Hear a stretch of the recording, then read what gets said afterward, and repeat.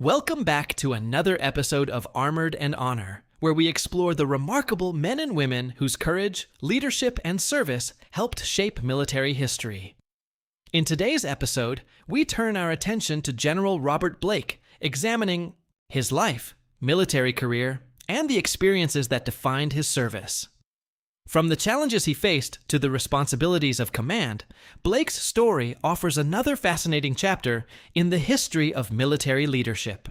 Throughout this episode, we'll take a closer look at his early life, his rise through the military ranks, the important moments of his career, and the legacy he left behind. So, join us as we step back into history and discover the story of General Robert Blake. This is Armored and Honor, honoring the people, battles, and stories that have shaped military history. Let's begin.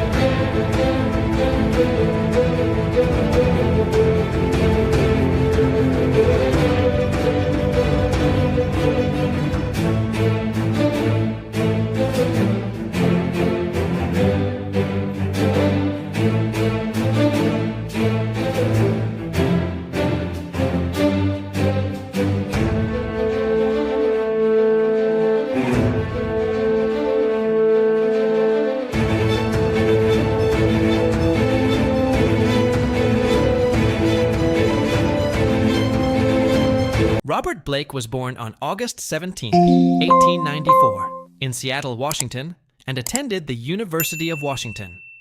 When the United States declared war on Germany in April 1917, Blake reported for active duty and was commissioned second lieutenant in the Marine Corps on May 19, 1917. After finishing of basic training, he was assigned to the 17th Company, 1st Battalion, 5th Marine Regiment, and sent overseas to France. He arrived in France on November 19, 1917, and was appointed platoon leader in his company. Blake was also promoted to the rank of first lieutenant. With the German Spring Offensive, 5th Marine Regiment participated in the Battle of Belleau Wood at the beginning of June 1918, when the liaison between Blake's 17th Company and other 1st Battalion 49th Company was interrupted. First Lieutenant Blake volunteered himself to maintain liaison with that unit. He crossed several times open field, under heavy machine gun and sniper fire, and re-established the communication. Blake later crossed large wheat field under enemy fire and reached French unit. He subsequently returned with valuable information about enemy's position. For his extraordinary heroism in action, he was decorated with Distinguished Service Cross. He was later decorated with the Navy Cross for the same action. Blake was promoted to the temporary rank of captain on July 1, 1918. He was later decorated with the Silver Star for his leadership during the Battle of Château-Thierry and appointed commanding officer of 66th Company of 1st Battalion. He later participated in the Battle of Soissons, Battle of Saint-Mihiel, or Meuse-Argonne Offensive. Blake also received Croix de Guerre 1914-1918.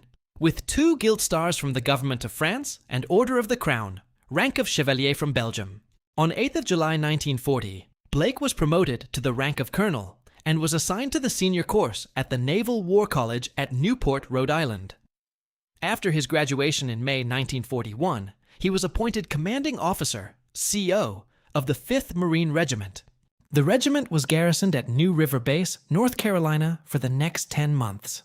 In June 1942, 6 months after the United States entered World War II, Blake was transferred to the command of the 10th Defense Battalion and participated in the Solomon Islands campaign at Russell Islands. He was also in charge of anti-aircraft defense of the islands. Colonel Blake was subsequently transferred to the 3rd Marine Division, where he served as the division's Chief of Staff under the command of Major General Alan H. Turnage. The 3rd Marine Division participated in Bougainville campaign, and Blake personally coordinated and planned amphibious operations. He was also responsible for the coordination of air and naval support. For his work during this operation, Blake was decorated with the Legion of Merit with Combat V. He remained in this capacity until February 1944, when he was transferred to the command of the 21st Marine Regiment. With the Second Battle of Guam in July 1944, Blake was promoted to the rank of Brigadier General and appointed Chief of Staff of the Island Command of Guam. He was subsequently appointed Deputy Island Commander in March 1945. He received his Second Legion of Merit for this service. On the 20th of June 1945, when the Battle of Okinawa was nearing its end, Blake was transferred to the staff of the 10th Army under the command of General Joseph Stilwell, where he served as Marine Deputy Chief of Staff. In this capacity, Blake accepted the surrender of the Truk Islands Japanese garrison under the command of Vice Admiral Chuichi Hara on 4th October 1945. A month later, Blake was appointed Commanding General of the Occupation Forces, Truk and Central Caroline Islands. Blake returned to the United States in June 1946 and was appointed President of the Post-War Personnel Reorganization Board and Naval Retirement Board at Headquarters Marine Corps, Washington, D.C. His main duty was to study the records of all officers who wanted to stay in the service. He subsequently made recommendations based on this records. On the 1st October 1946, Blake was appointed Inspector General of the Marine Corps. In this capacity, he succeeded his old friend, Major General Pedro del Valle. Blake remained in this capacity until his retirement on June 30th, 1949. He was advanced to the rank of Major General on the retired list for having been specially commended in combat on the same date. He subsequently resided in Berkeley, California, and died on October 2nd, 1983, in Oakland, California.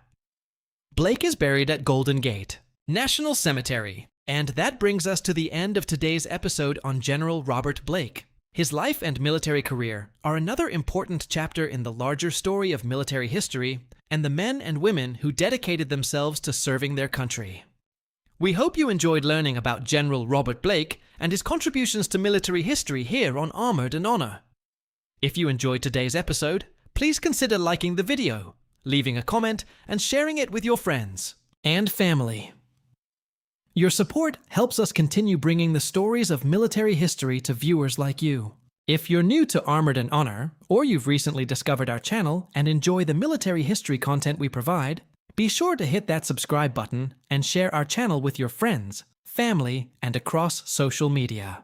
Thank you for watching and for supporting Armored and Honor. We look forward to seeing you all next time for another episode of Armored and Honor, where we continue to remember, preserve, and honor the people and stories that shaped military history.